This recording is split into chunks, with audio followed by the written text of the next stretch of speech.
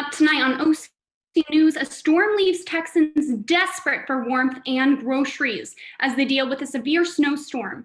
A shooting in Philadelphia injures at least 7 people, and new information in regards to Orange County and the pandemic.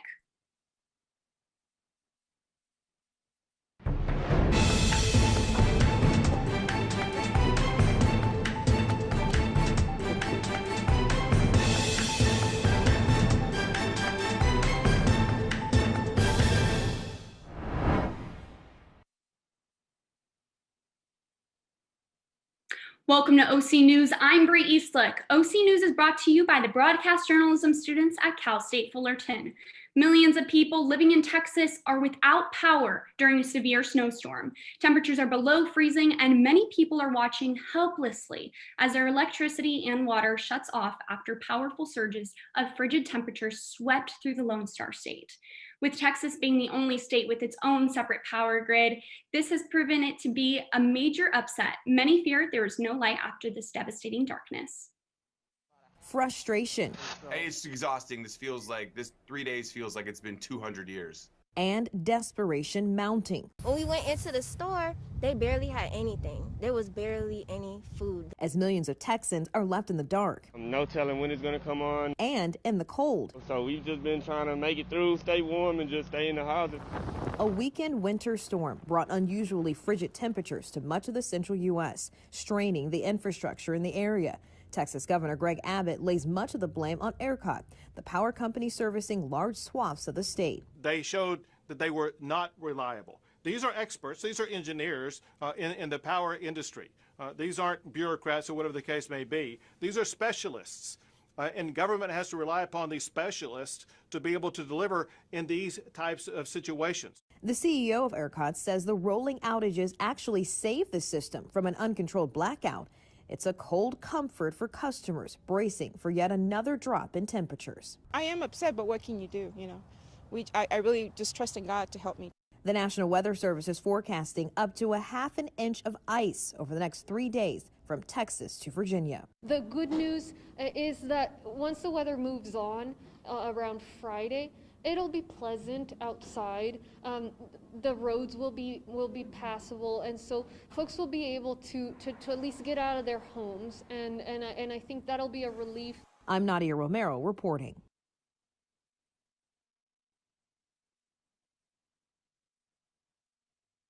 And our thoughts and prayers are with those who are in Texas right now who are being affected by these storms. Gunshots rang out as the only transportation center in Philadelphia after a gunman opened fire. At least 8 people were injured in the brazen attack. Most of the victims suffered minor injuries, but an unidentified 71-year-old man was taken to a local hospital in critical condition. Police are searching for surveillance footage in an attempt to identify a suspect. For now, only 1 person has been taken into custody and 2 weapons have been recovered.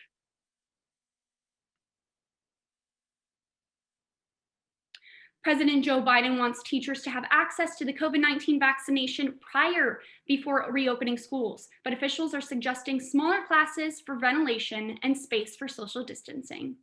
Hey folks, how are you? President Joe Biden may have pledged to reopen a majority of schools in his first 100 days. So when do you think that would be K through 8, at least 5 days a week, if possible? I think we'll be close to that at the end of the first 100 days. But his administration can't seem to settle on what that means. You're now saying that means those schools may only be open for at least 1 day a week. No, that's not true. That's what was reported. That's not true. It was a mistake in the communication. That communication came directly from the White House press secretary, Jen Psaki. Teaching at least 1 day a week in the majority of schools by day 100. Psaki clarified this afternoon. When I initially said 1 day a week, it was our floor, it was not our ceiling. The administration, torn between parents, science, and teachers unions, also briefly clouding the water as to whether teachers must be vaccinated before schools can reopen, something the CDC said should be a priority, but not mandatory, with Vice President Kamala Harris refusing to give a straight answer. Teachers should be a priority. Again. Is it safe for them? Well, I think that we have to decide if we can put in place safe measures. And again. I don't want to beat it to death, but I know there are teachers listening. We think they should be a priority. even as Dr. Anthony Fauci refused to hedge on the issue. If you were going to say that every single teacher needs to be vaccinated before you get back to school, I believe, quite frankly, Tony, that that's a non-workable situation. With Biden even urging a focus on vaccinations for teachers. I think that we should be vaccinating teachers. We should move them up in the hierarchy. But it took Jeff Zients, the White House COVID coordinator, to put the issue to bed. The president and vice president agree with the CDC guidelines that it's not a requirement to reopening schools. Still, Biden used his first town hall as president to highlight what White House advisors view as his key assets in the job. A touch of optimism. By next Christmas, I think we'll be in a very different circumstance, God willing, than we are today. And plenty of empathy. Don't be scared, honey. Don't be scared. You're going to be fine.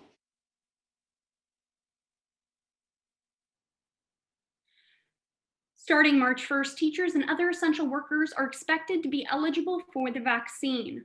A UCLA student in Costa Mesa was taken into custody for participating in the January 6th Capitol insurrection.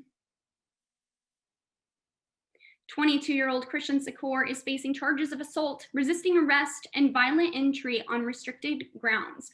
Video footage shows Secor pushing police officers while wearing a Make America Great Again hat. He was also spotted on the Senate floor, sitting in on the vice president's chair. Secor is an undergrad student at UCLA and founded the America First Bruins, a conservative group on campus. Secor is currently being held without bail. Governor Andrew Cuomo is in hot water as new scandal comes to light. Kayla has the story. Kayla? Thank you, Bree. A press conference on Monday, the governor of New York, Andrew Cuomo, confirmed the undercount of COVID deaths of people in care homes. Today, it was revealed that Cuomo had threatened a Democratic Assemblyman, Ron Kim, to issue a statement in support of one of his top aides. The New York State Attorney revealed last month that they found a discrepancy with the number of COVID deaths in nursing homes. That was reported by the state's health department. In last night's CNN town hall, President Joe Biden made clear that he will reject the new student debt forgiveness plan that is being pushed by his party. Biden backs his rejection by saying that the government shouldn't forgive student debt for people that attend schools like Harvard, Yale, and Penn. The plan is being pushed by top Democrats and includes canceling $50,000 of student debt per borrower. The White House press secretary assures that the president still supports the original plan of canceling $10,000 of student debt per person. Other topics that were brought up to the president last night was the federal minimum wage. Since 2009, the minimum wage has been set to $7.25 and has not changed since then. One of the president's promises before entering office was to make the federal minimum wage $15. When the topic was brought up to the president, he acknowledged that the increase would make small business owners concerned, but would have minor impact. The goal is to make the federal minimum wage $15 by 2025. Thank you, Kayla. Rush Limbaugh, conservative party media icon, known for his talk show, The Rush Limbaugh Show, where he shaped views of the conservative party across the nation, has died at the age of 70 after a battle with advanced lung cancer. Last year, he was awarded the Presidential Medal of Freedom by former President Donald Trump for his work in the media industry and across the nation. Limbaugh's wife, Catherine, made the announcement about his death on his radio show today. She said, quote, "As so many of you know, losing a loved one is terribly difficult, even more so when that loved one is larger than life," end quote. The Rush Limbaugh Show ran for 32 years up until his death. He generated controversy over his conspiracies and hateful commentary, even apologizing on multiple accounts. Up next, Cal State Fullerton announces their plans for the 2021 graduation. Also, the inside on this week's entertainment, including an act of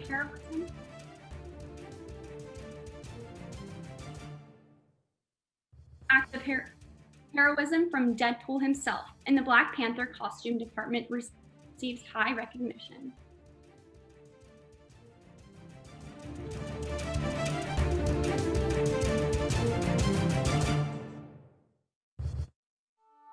I'm Jenny Garth, and as a mother of 3, I know kids worry about a lot of things. Getting enough food to eat shouldn't be one of them. But here in America, that is a real worry for 1 in 5 children. Even though we are one of the most food-rich countries in the world, 15 million children don't know where their next meal is coming from. This is unacceptable, and something the Feeding America nationwide network of food banks is working to solve. Instead of accepting that our country lets billions of pounds of surplus food go to waste every year, Feeding America has made it their mission to help families in need by rescuing this food. Through food pantries and meal programs, the nationwide network of food banks provides more than 3 billion meals, serving virtually every community in the United States, including yours. Join me in supporting Feeding America and your local food bank by visiting feedingamerica.org. Together, we can solve hunger. Together, we're Feeding America.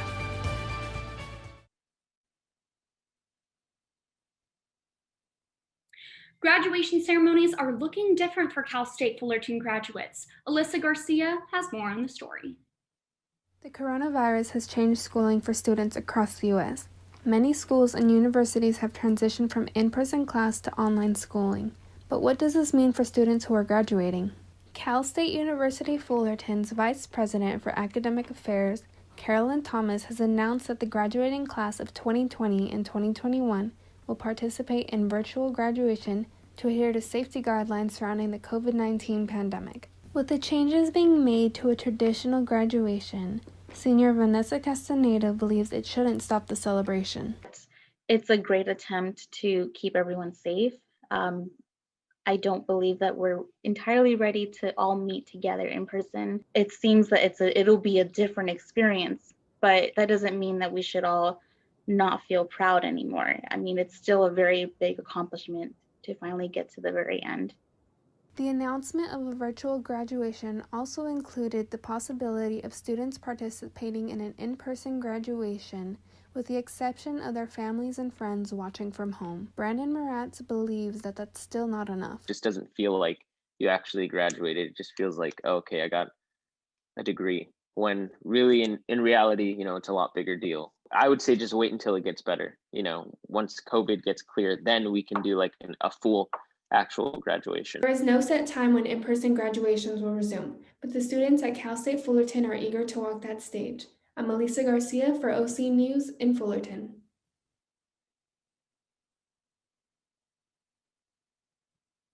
Now let's take a look at what's happening in entertainment. During the pandemic time, any and all help counts, and Hollywood stars are giving hope to the less fortunate. The celebrity couple Blake Lively and Ryan Reynolds are donating $1 million to Feeding America and Food Bank Canada. This is not the first time the couple has opened their hearts and their checkbooks. Last year, during the worst time of the pandemic, they also donated $1 million to aid to some of the groups and who are fighting against hunger. The food charities posted a thank you to Lively and Reynolds on social media. They added that Reynolds is not only their favorite Canadian, but favorite superhero. Black Panther costume designer Ruthie Carter won an Oscar. She is the first Black woman to win an Oscar for costume design. Carter is making history, becoming the first Black African-American woman to receive the Best Costume Design for Black Panther. Carter will be honored with a star on the Hollywood Walk of Fame in a virtual ceremony live streamed on the Walk of Fame's social media and website. Due to COVID-19, theaters are coming up with new ways to perform musicals, including a new creative setup where audiences and actors will be socially distanced. Colorado Mesa University's theater department is performing a musical cabaret with this new setup. Each actor will be contained in a separate box on stage. There will only be 175 audience members in the 600-seat theater. The musical will begin March 4th and will run for 2 weeks.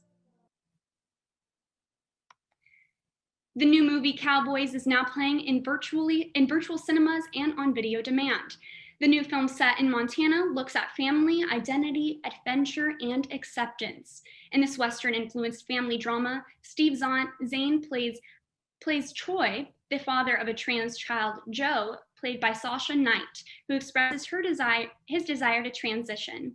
Sally, played by Julian Bell, mother of Joe, enforces girliness, and she wins custody when she and Troy separate. Joe begs for his father to take him away after Joe's mother refuses to let him be his authentic self. Now, after the break, a woman and her mask make DMV history. Then a preview of this week's Sports and IHOP. Sports and IHOP puts an end to the old tradition and information about a new one.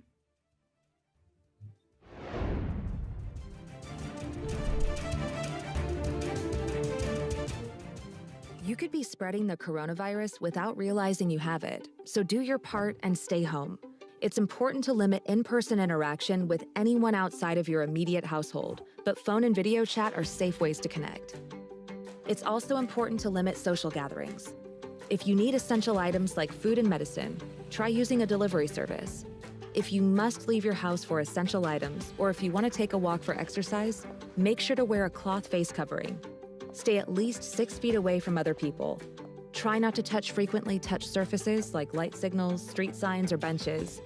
And wash your hands with soap and water for at least 20 seconds as often as possible. This advice applies to people of any age, including teens and younger adults.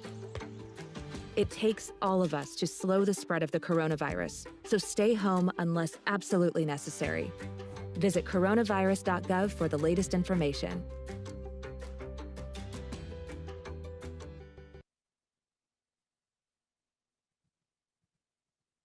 A Sacramento woman received her new California Real ID in the mail, but it had a picture she was not expecting. The Department of Motor Vehicles issued the license with a picture of Leslie Pilgrim wearing her face mask. We're going to send it over to ABC's Steve Large with the story. Mask mistake. This is a California Real ID with a photo failure. The DMV issuing the license with a picture concealing this driver's identity, still wearing her COVID-19 mask. So this is the paper I got in the mail, and I'm covering up some info. This is the woman behind the DMV license lapse. Leslie Pilgrim received the ID with the greeting reading, "Congratulations, enclosed is your newly designed California driver's license." I knew the picture was not going to be good because license pictures are never good, but I did not expect the picture to be with my mask on. Now serving B1. Pilgrim says the day she went to the DMV for the photo, They were very strict. she recalls not wanting to risk taking her mask off without explicit instructions for fear she'd be sent to the back of the 3-hour line. So I'm going to be very compliant and listen and follow every instruction, maybe to a fault. When it was her turn, the DMV employee took 2 photos, the first still wearing her mask, the second without it. I sign it and then I go home, and unfortunately he had used the picture with my mask on, and that's what showed up on my Real ID. The DMV issued a statement reading, "In this instance, there was an oversight. The customer should have been asked to lower her mask for the photo. The DMV will investigate how this may have happened and remind staff of proper procedures." Even the people at the DMV are human, and we all make mistakes. It may be a photo failure for an ID. It's a perfect picture of this pandemic.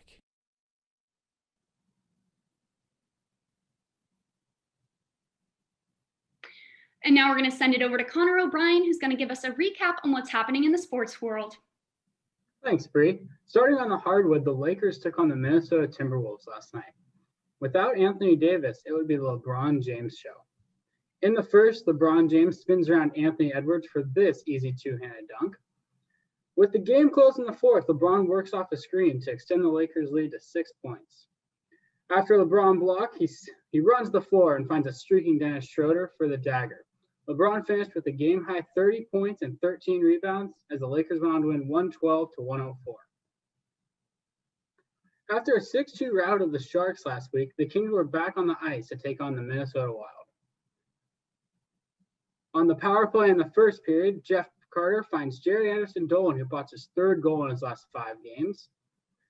Later in the second, Anderson-Dolan works his way along the boards before passing it off to Trevor Moore, who goes top shelf for his first goal of the season, giving the Kings the 2-0 lead.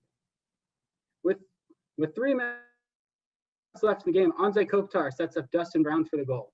Kings goalie Jonathan Quick posts his 53rd career shutout en route to a 4-0 Kings victory. Despite campus being mostly closed to students, Cal State Fullerton baseball will be played. The school announced plans for a shortened 54-game regular season that includes 40 games versus Big West opponents. In addition, the Titans will face USC, Pepperdine, UCLA, and Arizona State Universities. Opening day is scheduled for February 26th against San Diego State. That's all the time we have for sports. Tossing it back to Bree in the studio. Thanks, Connor.